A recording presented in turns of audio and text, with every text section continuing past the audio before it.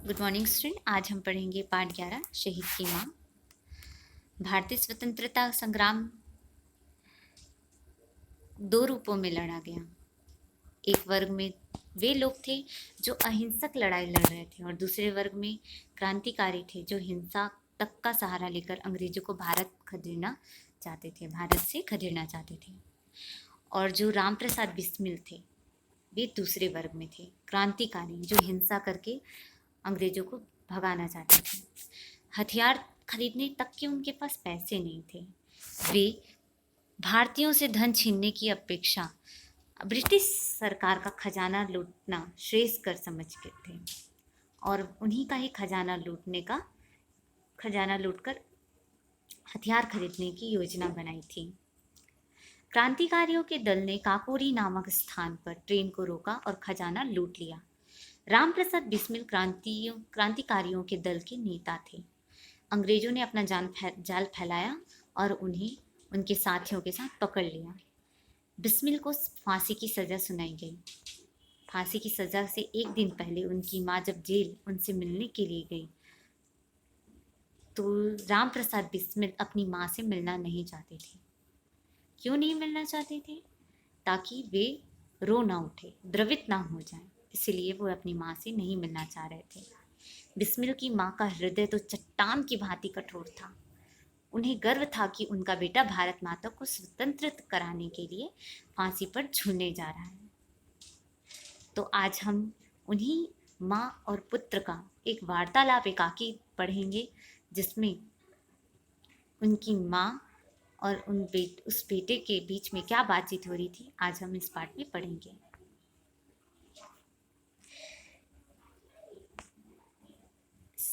Jail की कोठरी का दृश्य। राम प्रसाद बिस्मिल शिक्षकों के पीछे उधर उधर घूमते हुए मस्ती से गा रहे हैं। सरफरोशी की तमन्ना अब हमारे दिल में है, देखना है जोर कितना बाजुए कातिल में है। सिर्फ मिट जाने की हसरत एक दिल बिस्मिल में है, अब तेरी हिम्मत की चर्चा गैर ही की महफिल में है। ऐसा गीत कौन गा रहे थे? राम प्रसाद बिस्मिल। गीत जैसे ही समाप्त होता है, जेलर प्रवेश करता है और जेलर भारतीय है। राम प्रसाद बिस्मिल के प्रति उसकी आंखों में अपनापन था, क्योंकि वो भी एक भारतीय जेलर थे। जेलर प्रवेश करते हुए पंडित राम प्रसाद बिस्मिल मुस्कुराते हुए जेलर की तरफ देखते हैं और बोलते हैं, जेलर साहब फरमाइए, क्या बात है? जेलर बोलते हैं, तुमसे कोई मिलने आया है। बिस्मिल, मुझसे मिलने कौन आया है? जेलर, तुम्हारी माँ। बिस्मिल प्रसन्नता से, मेरी माँ? जब आप अपनी माँ के बारे में सुनते हैं या आपसे मिलने कोई आया रहता है तो आप कैसे खुश हो जाते हैं? तो वैसे ही राम प्रसाद बिस्मिल बहुत खुश हो जाते हैं और बोलते हैं, मेरी माँ? लेकिन नहीं नहीं जेलर साहब, मैं अपनी माँ से नहीं मिलूँगा। तो जेलर साहब बोलते हैं, आश्चर्य से, माँ से नहीं मिलोगे? यह तुम क्या कह रहे हो? बिस्मिल बोलते हैं, हाँ जेलर साहब, मैं अपनी माँ से नहीं मिल पाऊँगा, मुझे उनसे नहीं मिलना चाहिए। जेलर बोलते हैं, लेकिन क्यों? कल तुम्हें फांसी होने वाली है और तुम आखिरी बार अपनी माँ से विदा भी नहीं लोगे?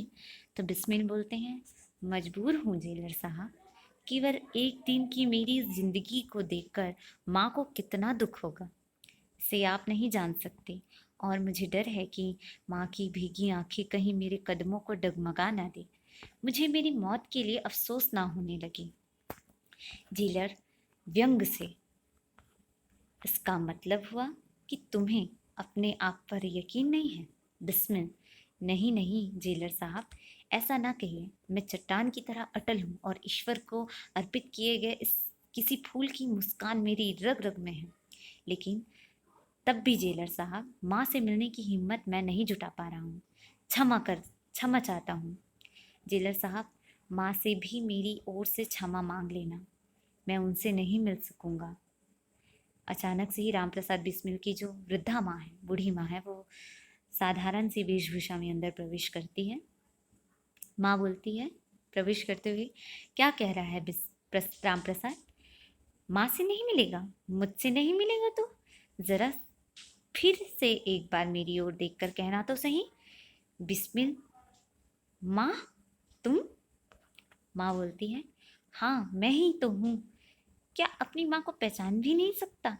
बिस्मिल। ऐसा मत बोलो माँ।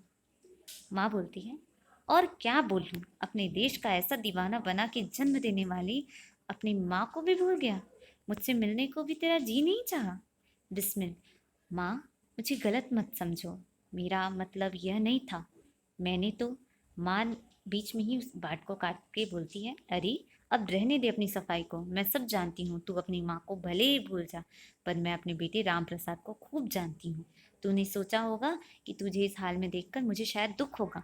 मौत की गोद में तुझे देखकर मेरी आंखों से परनाले बहने लगेंगे। परनाले मतलब आंखों से आंसू बहने लग जाएंगे। बिस्मिल बोलते हैं, हाँ हाँ, मेरा मतलब यही था। माँ, पगली, तू अपनी माँ को इतना भी नहीं पहचान सका।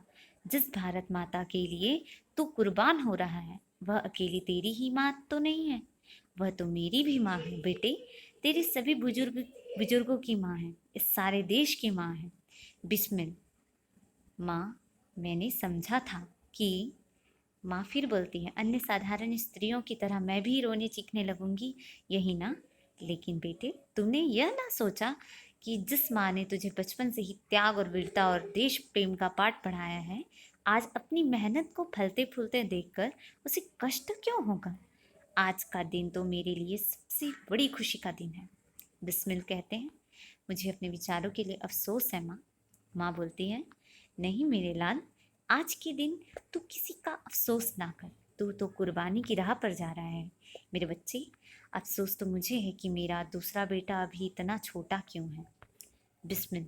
माँ, विश्वास रखो, तुम्हारे इस बेटे के बलिदान से अनेक राम प्रसाद पैदा होंगे, और तब वह दिन दूर नहीं होगा जब हमारा यह देश गुलामी के चंगुल से मुक्त होकर आज़ादी की सांस ले सकेगा और लहलहाती जमीन अपनी हमारी अपनी होगी।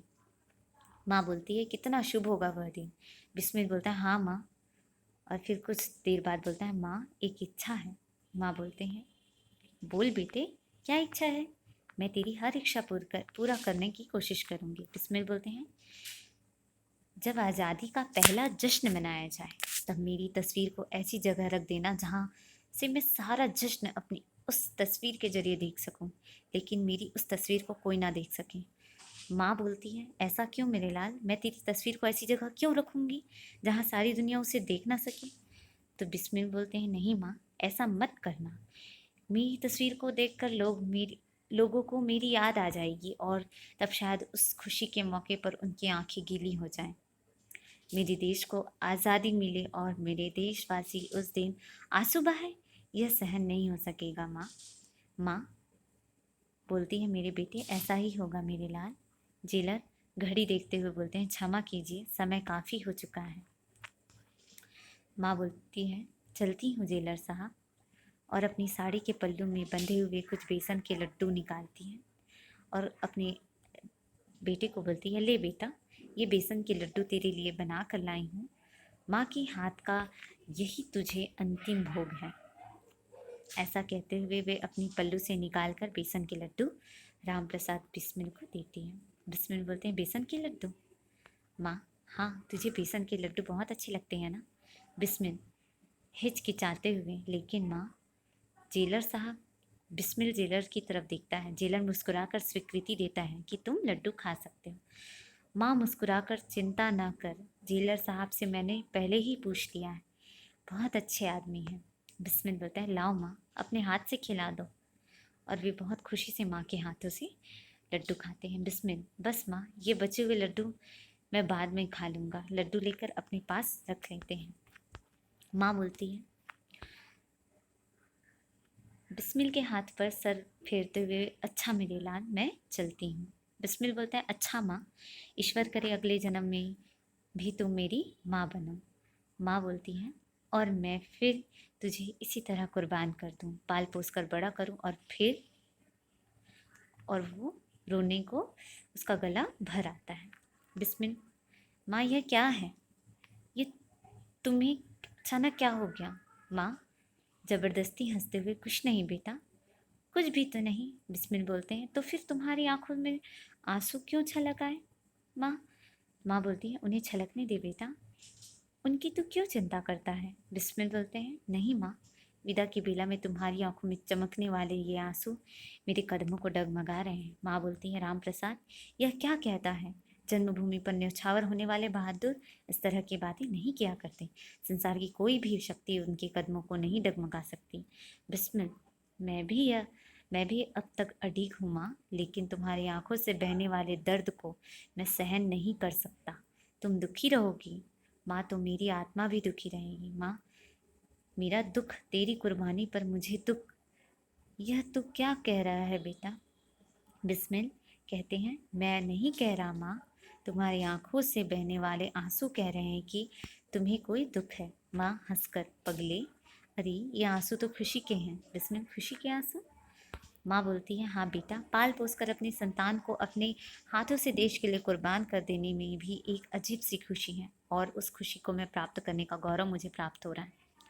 बिस्मिल बोलते हैं माँ मैं समझा था कि। माँ बोलती है अरे अब रहने भी दे अपनी समझ को। जेलर साहब क्या कल अपने बेटे की फांसी के समय में यहाँ रह सकती हूँ। जेलर जी नहीं, हुक्म ना होने के कारण मैं मजबूर हूँ। बिस्मिल ज़रूरत भी क्या है माँ, तुमने अपने बेटे को भारत माँ की गोद में डाल दिया, अब उसकी सेवा के लिए यह आत्मा किसी भी रूप में रहे क्या फ़र्क पड़ता है। फिर माँ बोलती है अंतिम में, तू ठीक कहता है मेरे लाल, अच्छा मेरे बच्चे अपनी भारत माँ की अच्छी तरह सेवा करना, कोई चूक ना होने पाए।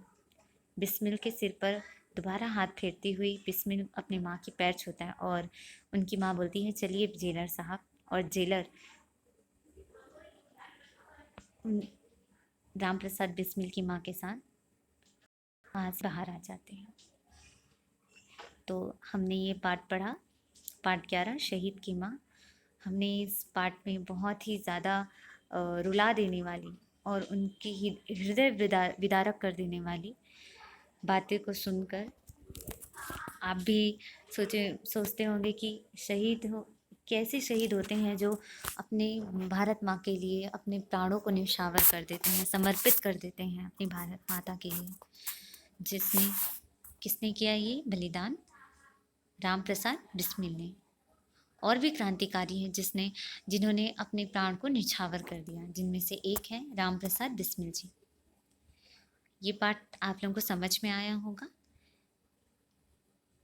अब आप शब्दार्थ कर लेंगे। शब्दार्थ अच्छे से लर्न भी करना है ताकि आपको कुछ भी कठिन शब्द लगे आप इनका अर्थ समझ जाएं। Okay, thank you students, have a nice day.